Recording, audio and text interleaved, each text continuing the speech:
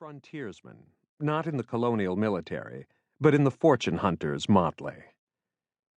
A descendant in the male line, Frederick Morris bears his surname, of course.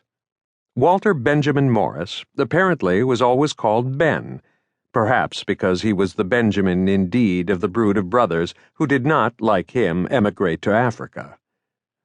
No one seems to know why he did. Just an adventurer, or maybe the ambition to be rich, which didn't appear to be achievable anywhere other than a beckoning elsewhere. He might have chosen the Yukon. At home in London, he was in line to inherit the Hampstead delicatessen shop, see it full of cold cuts and pickles. He was managing for another one of the fathers in the family line, name lost. He was married for only a year when he left. Must have convinced his young bride that their future lay in his going off to prospect for the newly discovered diamonds in a far place called Kimberley, from where he would promptly return rich. As a kind of farewell surety for their love, he left inside her their son to be born. Frederick surprises his mother by asking if she kept the old attaché case, a battered black bag actually, where once his father had told him there was stuff about the family they should go through sometime. Both had forgotten this rendezvous. His father had died before that time came. He did not have much expectation that she still kept the case somewhere.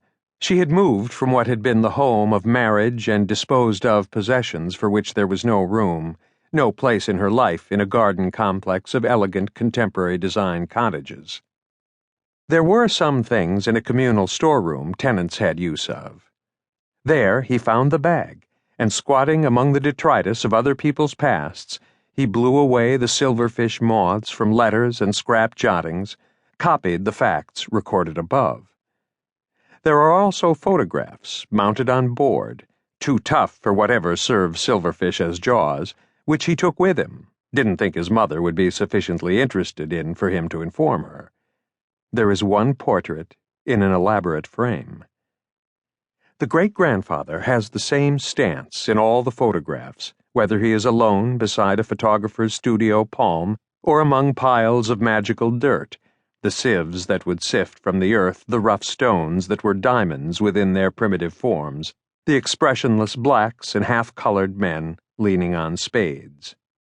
Prospectors from London and Paris and Berlin, anywhere where there are no diamonds, did not themselves race to stake their claims when the starter's gun went off. The hired men who belonged on the land they ran over were swifter than any white foreigner. They staked the foreigner's claims and wielded the picks and spades in the open-cast mining concessions these marked. Even when Ben Morris is photographed sitting in a makeshift, overcrowded bar, his body, neck tendons, head are upright, as if he were standing so immovably confident. Of what? Jottings reveal that he unearthed only small stuff, negligible carrots. Of virility. That's unmistakable. It's untouched by the fickleness of fortune. Others in the picture have become slumped and shabbied by poor luck. The aura of sexual virility in the composure, the dark, bright, on-the-lookout, inviting eyes, a call to the other sex as well as elusive diamonds. Women must have heard, read him the way males didn't, weren't meant to. Dates on the scraps of paper made delicately lacy by insects show that he didn't return promptly. He prospected with obstinate faith in his quest, in himself, for 5 years. He didn't go home to London, the young wife. He saw the son only once on a single visit when he impregnated the young wife and left her again. He did not make his fortune. But he must have gained some slowly accumulated profit from the small stones the black men dug for him from their earth, because after 5 years, it appears he went back to London and used his acquired knowledge of the rough stones to establish himself in the gem business, with connections in Amsterdam. The great-grandfather never returned to Africa. Frederick's mother can at least confirm this, since her son is interested. The later members of the old man's family, his fertility produced more sons, from one of whom Frederick is descended, came for other reasons, as doctors and lawyers, businessmen, con men, and entertainers,